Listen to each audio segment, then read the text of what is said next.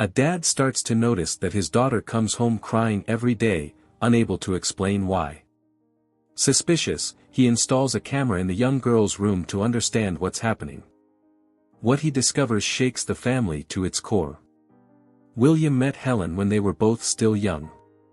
He had just started his career at a small auto repair shop, and Helen was working as an assistant at a law office. They first crossed paths at a party thrown by mutual friends, and from that moment, William felt there was something special about her. The conversation flowed naturally, and before they knew it, they were planning dates and getting to know each other better. Their relationship evolved quickly. William became increasingly enchanted by Helen's determination and generous heart. They complemented each other in a way that made sense to both, and this only solidified their bond further. It wasn't long before William proposed to Helen on a starry night, making the moment even more perfect. The wedding was one of the happiest days of William's life. The ceremony took place in a small church, filled with flowers and lights at the altar. The promises exchanged that day echoed in their minds like a pact of love. They knew that from that moment on, everything they built would be together, side by side. The birth of Sophia brought a new light into the couple's life. William vividly remembered the day he held his daughter for the first time. "She's so small," he said, his voice choked with emotion. "And perfect," Helen replied, gently stroking Sophia's tiny hand. From that moment, William felt that his mission in life was to ensure that nothing was lacking for his daughter. He wanted to give her the world, protect every step she took, and be the best father he could be. The first years with Sophia were filled with joy. William and Helen balanced work and caring for their daughter, always finding time for family moments. For William, these moments were precious. He loved story time at night, lazy Sunday mornings, and even the challenges of teaching Sophia to ride a bike. Despite the responsibilities that grew over the years, William and Helen made an effort to maintain harmony in their home.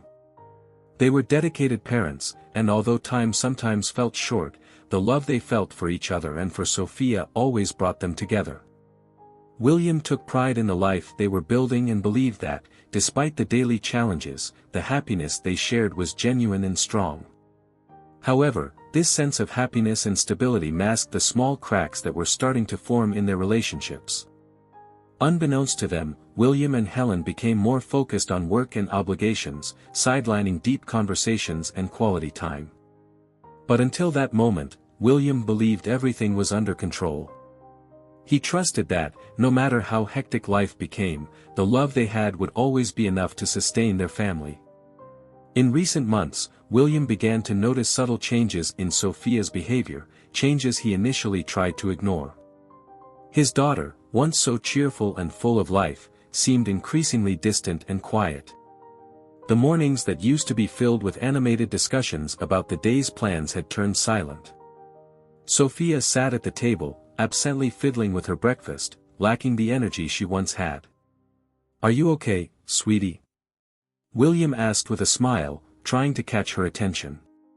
"Yeah, Dad, I'm just tired," Sophia replied, avoiding eye contact. Although concerned, William believed it was just a phase. Teenage years, he thought, trying to convince himself it was something normal. However, the signs became increasingly evident. Sophia came home from school with puffy eyes, as if she had been crying a lot, and the smile that always lit up her face seemed to have vanished. William noticed that she spent hours locked in her room, often with the door closed, something she had never done before. "Are you okay? Do you want to talk about anything?" Helen asked one night, leaning against Sophia's bedroom door. "I'm fine, Mom, just tired from school," Sophia replied with the same excuse as always, but her voice sounded broken. Gradually, William's unease grew. He talked to Helen several times, expressing his concerns. "Do you think she seems off, too?" William asked as they washed the dishes together after dinner. "Yeah, I've noticed, but she's a teenager. She must be going through something she doesn't want to share yet," Helen replied, trying to downplay the situation.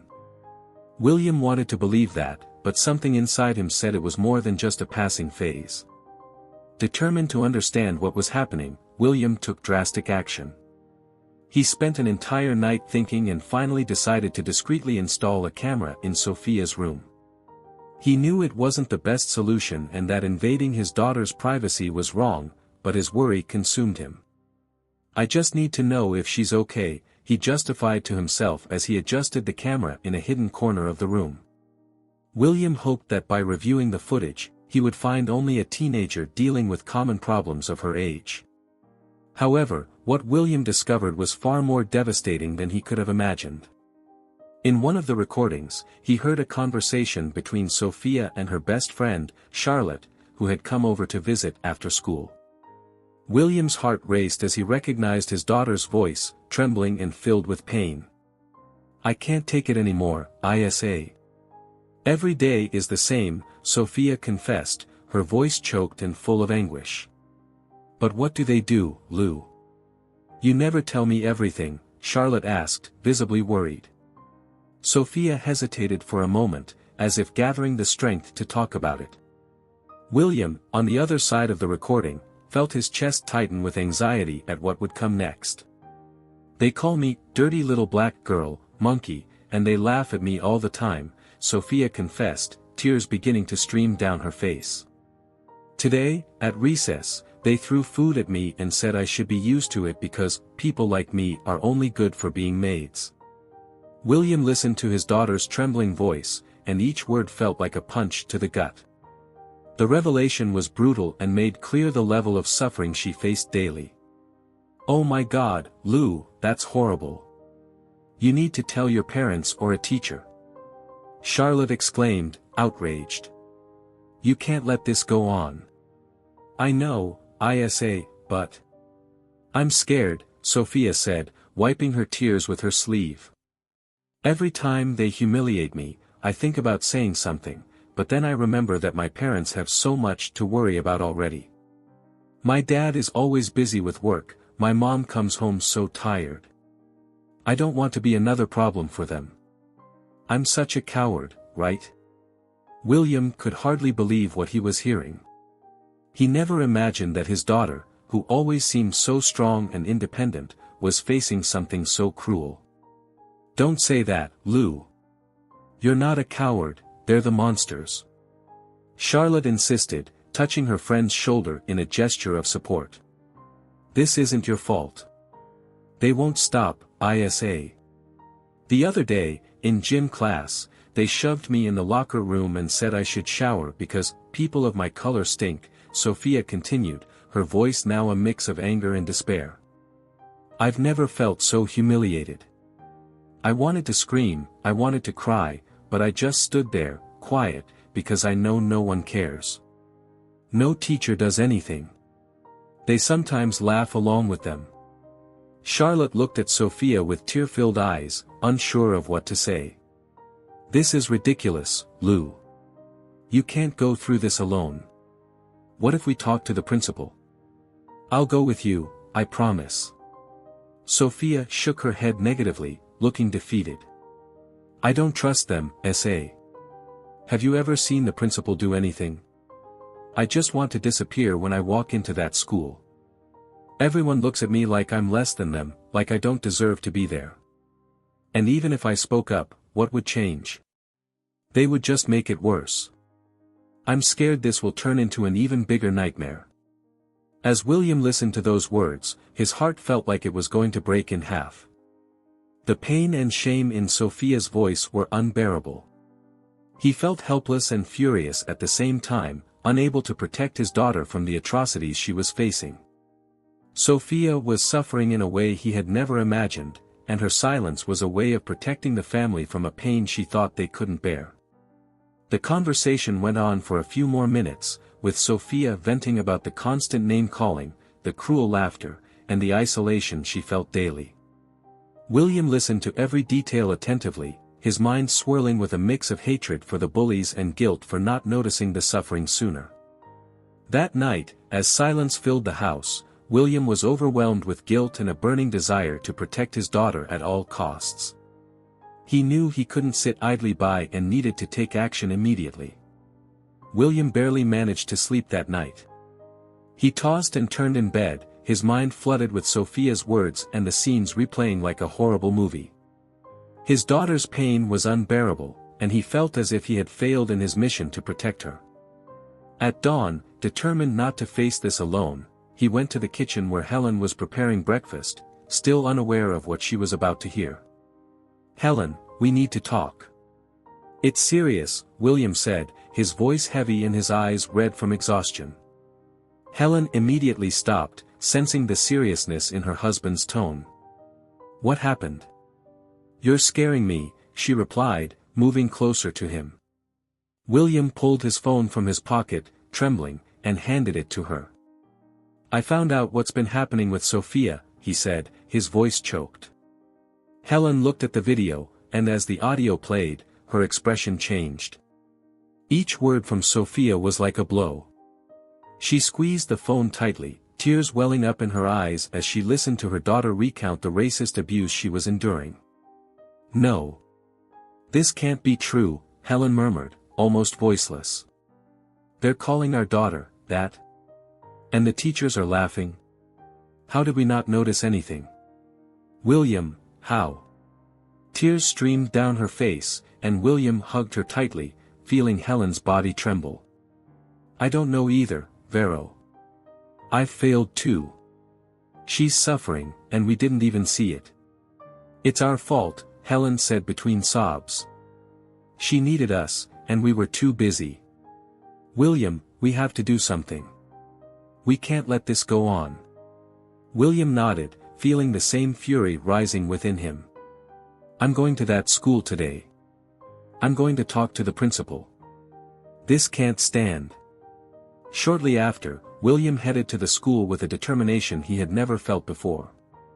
Upon arriving, he went straight to the principal's office, without notifying anyone or making an appointment. The secretary tried to intervene, but William merely murmured, "I need to speak with her now." He entered the office without knocking, surprising the principal. "Good morning, Mr. William, I wasn't expecting to see you today," the principal said, looking up from a stack of papers. But William didn't want polite conversation. He was already boiling with anger. "Good morning." "There's nothing good about this," he replied, slamming his hand on the table hard enough to make the principal's pen jump. "I want to know how it's possible that my daughter is being humiliated every day at this school, and you do nothing." The principal looked stunned, not fully understanding what was happening. "Mr. William, I don't know what you're talking about. Can you calm down and explain?" "Calm down? How do you expect me to calm down knowing my daughter is being called monkey, dirty little black girl, that they throw food at her and your teachers laugh along? How should I calm down?" William shouted, his voice echoing off the walls. He leaned over the table, moving closer to the principal, who now looked clearly taken aback. "Teachers laughing? This is absurd, Mr. William, I wasn't aware of any of this," the principal tried to argue, but William wouldn't let her finish. "You weren't aware? Then what are you doing here, huh? You're responsible for these kids, and my daughter is suffering daily in this school. Do you think that's acceptable? What kind of place allows this kind of behavior? And where are the adults who should be protecting her?" The principal fell silent, her face starting to lose color. William continued, his voice growing more filled with indignation. "My daughter is afraid to come here, afraid of being humiliated, and she still thinks it's a minor problem because you and your staff can't control a bunch of racist kids. She feels so alone that she can't even talk to her own parents because she's worried about being another burden. This is your fault too, because the school is her second home, and you're failing her miserably." The principal, feeling increasingly pressured, tried to respond. "I understand your anger, and I assure you that this is not tolerable. We have rules against any form of discrimination, and rules." William interrupted, his voice overflowing with fury. "What good are your rules if no one enforces them? My daughter suffers racism every day, and the only thing you do is watch. This is negligence, it's unacceptable. I want you to know that I won't rest until these students are punished, and if necessary, I'll expose this school to the world. I will not allow my daughter to go through this ever again." The principal, now completely alarmed, felt the gravity of the accusations. She stood up, trying to maintain her composure. "Mr. William, I'm very sorry, and this will not stand. I will handle this personally. It's unacceptable that this has happened under my watch, and I promise that those responsible will face consequences." William stared at her for a moment, his eyes still filled with rage but now mixed with a hint of relief for finally being heard. Without saying anything more, he turned and left the room, slamming the door behind him. He knew this was just the beginning, but he was determined to fight for Sophia, no matter what it took. The next day, William woke up with a mix of anxiety and determination. He didn't know exactly what to expect from the school, but he hoped that his outburst of anger had somehow made an impact. When the phone rang early in the morning, he knew it was the call he had been waiting for. The principal had scheduled a meeting with him and Sophia, and William promptly informed his daughter. "Dad, why do we have to go there?" Sophia asked, worried. William knelt in front of her, holding her hands firmly. "Sweetheart, the principal wants to talk to us." When they arrived at the school, they were greeted by the principal, who, with a serious and visibly shaken expression, asked them to enter her office. William held Sophia's hand as they walked, conveying all the strength and support he could. "Thank you for coming," the principal said, clearly uncomfortable but determined. "I called you because I needed to provide a definitive response regarding what happened." Sophia sat next to her father, still visibly tense. William remained firm, looking the principal directly in the eyes, waiting to hear what she had to say. "I investigated what was reported yesterday, and I want you to know that we have taken severe and immediate actions," the principal began, taking a deep breath. "The students involved in the incidents of racism have been expelled from the school. There's no chance for appeal, their behavior is unacceptable and will not be tolerated under any circumstances." Sophia's eyes widened in surprise. She never expected there to be such serious consequences. "And it wasn't just that," the principal continued, looking directly at Sophia. "The teachers who were present during the incidents, those who laughed and took no action, have been fired. Furthermore, we have contacted the educational board, and they have lost their teaching licenses. Their negligence and complicity are unacceptable."